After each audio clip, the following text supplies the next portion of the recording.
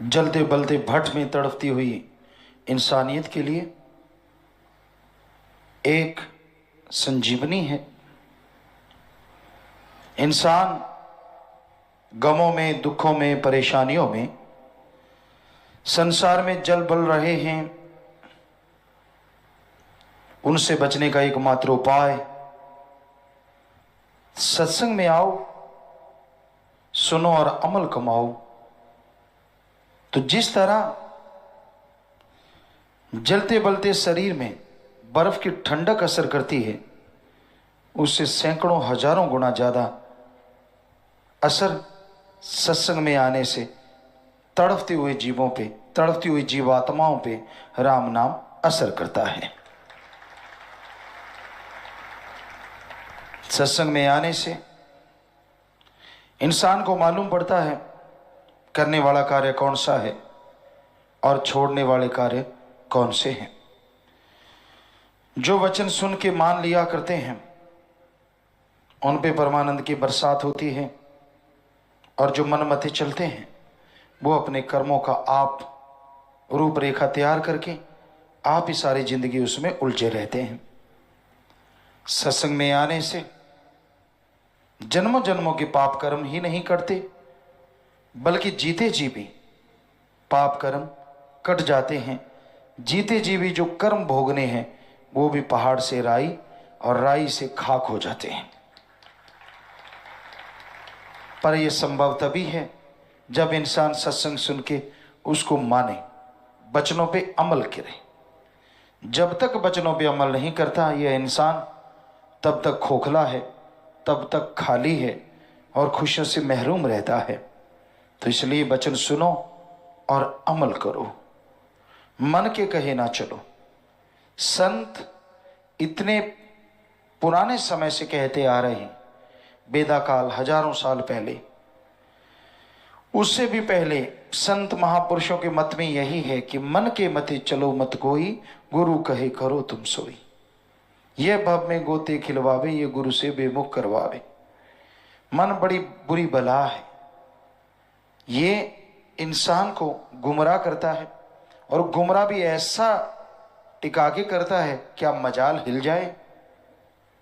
कोई जंजीर नजर नहीं आती, कोई बेड़ियां नहीं होती, कोई जाल नहीं होता, पर मन ऐसे गिरफ्त में लेता है कि क्या मजाल की आदमी उसके चंगुल से निकल सके।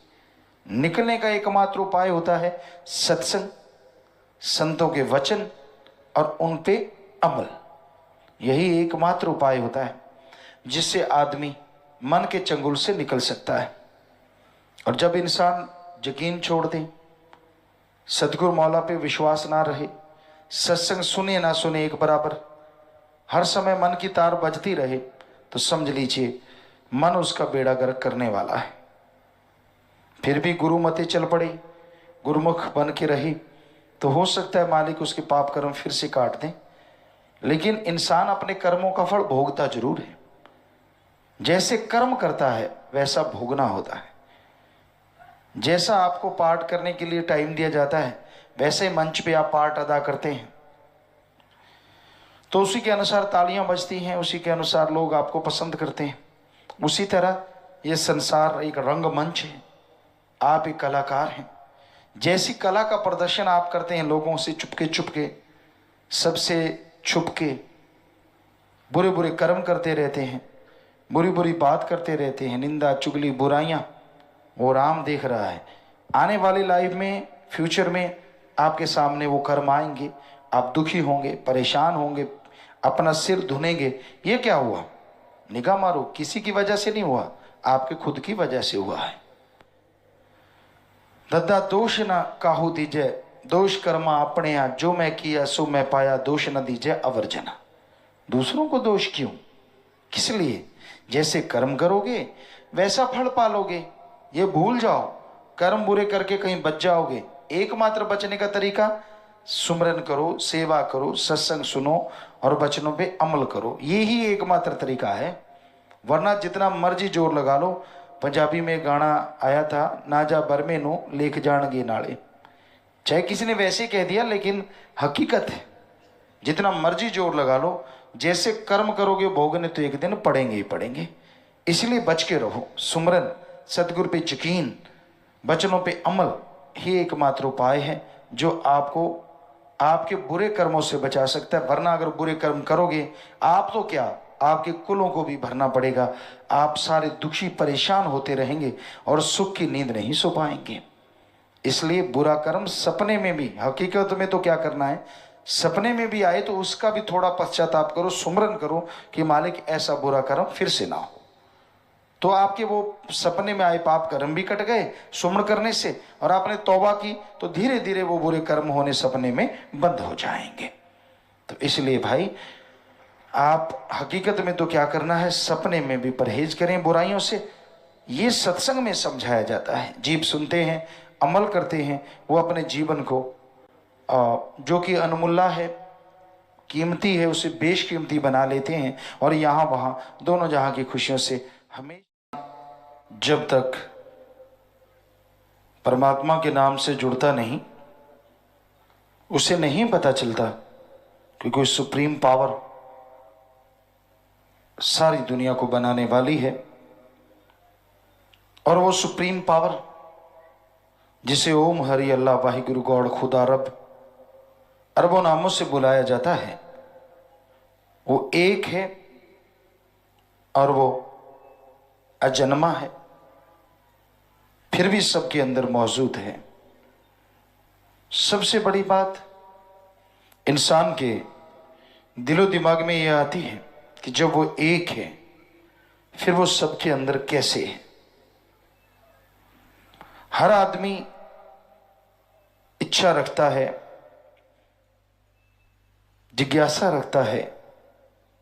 कोई आदमी अपने फील्ड में रिसर्च करता है, उसके टॉप तक पहुंच जाता है, लेकिन फिर उसे पता चलता है कि एक टॉप और भी आगे है। यानी कोई अपने आप को परिपूर्ण मानता ही नहीं। जो सही जिज्ञासु होते हैं वो रिसर्च करते रहते हैं और आगे बढ़ते हैं, और रिसर्च करते हैं और आगे बढ़ते हैं, तो उनको लगता नहीं कि उनकी रिसर्च मुकम्मल हो गई, और यूं वो नई नई चीजों का आविष्कार करते चले जाते हैं। लेकिन जो संतुष्ट होकर बैठ जाते हैं उन्हें कुछ हासिल नहीं होता। संतुष्ट होकर बैठने से मतलब यहां ये है कि जो आलस्य कर जाते हैं। इंसान को यह भी जानना जरूरी है कि अगर वो सुप्रीम पावर एक है तो फिर सबके अंदर मौजूद कैसे है, यह भी तो जानना जरूरी है। आप किसी भी क्षेत्र में रिसर्च करते हैं, उसके लिए मेथड है। आप कोई ना कोई संस्था से जुड़े हैं, पैसा लेते हैं, पैसा खर्च करते हैं, तो जाके आप उन मेथडों के द्वारा फार्मूलास लगा लगा के आप अपनी रिसर्च मुकम्मल करते हैं। तो भगवान को पाने का भी एक फार्मूला है, जिसे गुरु मंत्र, मेथड ऑफ मेडिटेशन, कलमा नाम कहा जाता है। जब तक आप उसे लेंगे नहीं और सर्च नहीं करेंगे, तब तक आप भगवान के बारे में कैसे कह सकते हैं वो है कि नहीं है। क्या आज से कुछ 100 साल पहले यह कहा जा सकता था कि लाइट है? चलो ज्यादा दूर नहीं, कुछ साल पहले क्या आप जानते थे कि मोबाइल भी आएगा? कोई नहीं जानता था। अगर तब कह देते तो कोई यकीन ही नहीं करता। लेकिन आज चलते हुए राहगीर के पास, दिहाड़ी मजदूरी करने वाले की जेब में और कुछ हो ना हो, मोबाइल जरूर नजर आता है। तो कहने का मतलब, आप पहले तो नहीं ना कर सकते, पहले कुछ भी नहीं कह सकते। रिसर्च करते हो, जब रिजल्ट आता है तब मानते हो, तो फिर भगवान को आप कैसे कह सकते हो वो नहीं है? पहले रिसर्च करो, गुरु मंत्र हम देंगे, भक्ति आप करो, उस पर सर्च करो, उसका जाप करो। जैसे आप जीवन सारा लगा देते हैं। बहुत सारे साइंटिस्ट, किसी ने बिजली ईजाद की, किसी ने जहाज बनाया, किसी ने रेडियो बनाया, टीवी बनाया, किसी ने कुछ, कईयों ने तो सारी जिंदगी में 2-4 रिसर्च करके 2-4 चीजें ईजाद की, तो सारी जिंदगी लगाई। चलो आप सारी जिंदगी नहीं, घंटा सुबह शाम 2-3 महीने ही जाप करके देख लो। 2 महीने भी घंटा सुबह शाम जाप करो तो टोटल कैलकुलेट करें 5 दिन और रात बनते हैं, सिर्फ इतना ही टाइम बनता है 2 महीने में। तो इतना ही जाप करके देख लो, सही लगन से, सच्ची भावना से, वैराग्य से। बदले में मालिक के नजारे ना मिले तो कहना। बैठे बैठे मुंह उठा के कह देना भगवान होता ही नहीं, चंद किताबें पढ़ ली और अपने आप को कुछ कहलवाने लग गए, तो इसका मतलब ये थोड़ी है कि आप भगवान से भी आगे निकल गए। ये कह देना कि भगवान नहीं है बड़ा आसान है, लेकिन उसको जुठलाना अति मुश्किल है और कोई जुठला सकता ही नहीं, कोई नहीं जुठला सकता उसको। वो था, है और हमेशा रहेगा। और यहां तक हमारी बात है, हम तो भाई आपके खाकसार चौकीदार सेवादार हैं, हमेशा सेवा के लिए तैयार हैं। वो भगवान, वो अल्लाह, वो वाहिगुरु, वो राम आप सबके अंदर बैठा हमें मौजूद नजर आ रहा है। तो अगर आपको हमारे में से नजर आता है तो कोई बड़ी बात नहीं, क्योंकि वो तो कण कण में, जर्रे जर्रे में मौजूद है। उससे खाली तो कोई जगह है ही नहीं, हमें आप सब में नजर आ रहा है। तो कहने का मतलब वो तो हर जगह है।